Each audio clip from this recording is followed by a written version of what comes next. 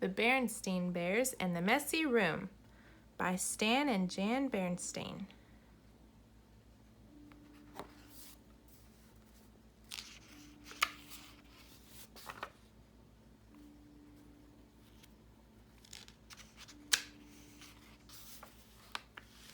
From the outside, the Bears' treehouse, which stood beside a sunny dirt road deep in bear country, looked very neat and well kept.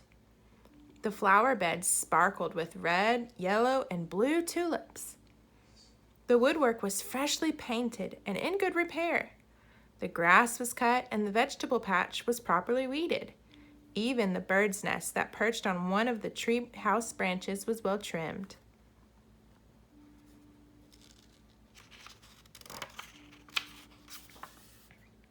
The inside of the Bears' treehouse was neat and clean too. The pictures were straight, the piano was dusted, the kitchen was spick and span.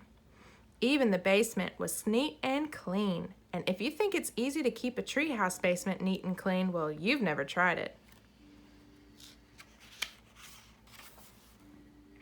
Yes, the Bears' treehouse was a lesson in neatness and cleanliness, except for one place. Brother Bear and Sister Bear's room. It was a mess. A dust-catching, wall-to-wall, helter-skelter mess. My goodness. A half-done jigsaw puzzle gathered dust in one corner of the room. A group of brothers' dinosaur models collected cobwebs in another. Sister's stuffed animals were everywhere. As for the cub's big storage closet, well, just be careful how you open it. Uh-oh. It wasn't that brother and sister were naturally messy. They tried to keep their room straight. They made their beds most of the time. And they swept and picked up once in a while. The trouble was that when cleanup time came, they spent more time arguing than cleaning. How am I supposed to sweep with your dumb dinosaur toys all over the floor, argued Sister. They're not toys, they're models. And don't move them. I'm working on a setup of the Pleistocene age, Brother protested. Pleistocene, schmeistocene, shouted Sister. Not only was Brother and Sister's room a mess, but Brother and Sister were getting to be a mess too. Always arguing about cleanup chores instead of sharing the job and working as a team.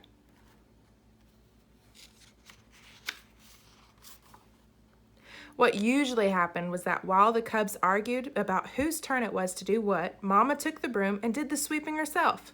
And she often did the picking up too. That was the worst part, the picking up and the putting away.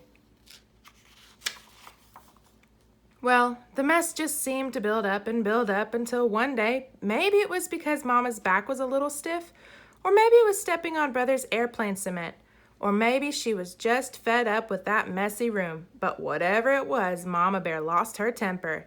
She stormed into the cub's room with a big box. The first thing we have to do is get rid of all this junk, she said. Junk, said Brother and Sister, watching in horror as Mama began to throw things into the box. My teddy isn't junk, screamed Sister. My bird's nest collection isn't junk, yelled Brother at the top of his lungs.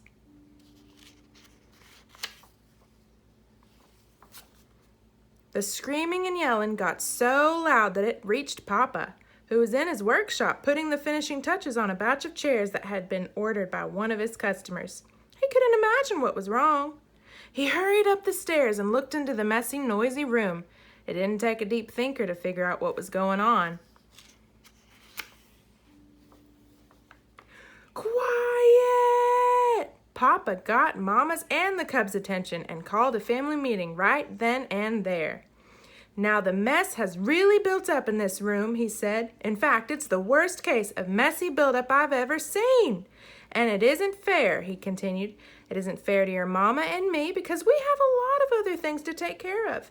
And it isn't fair to you because you really can't have fun or relax in a room that's such a terrible mess.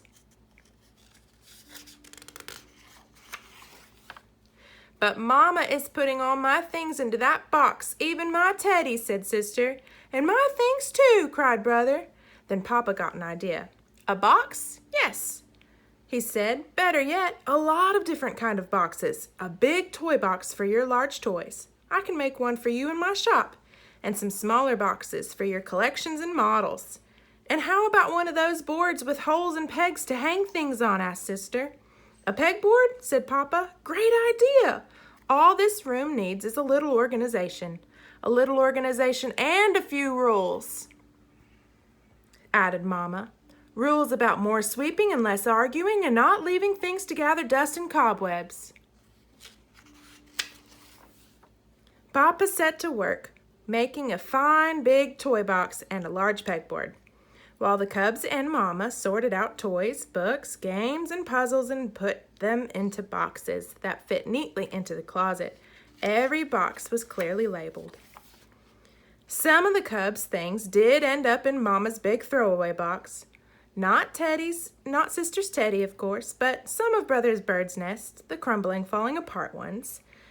It was a very big job cleaning up all that messy buildup, but after a lot of straightening up and putting away, the job was finally finished. Wow, said Brother. That was quite a job, but it was worth it. It looks like a whole new room, said Sister. The cubs were right. And Papa had been right too. It was so much more enjoyable to live in a neat, clean, well-organized room, and so much more relaxing.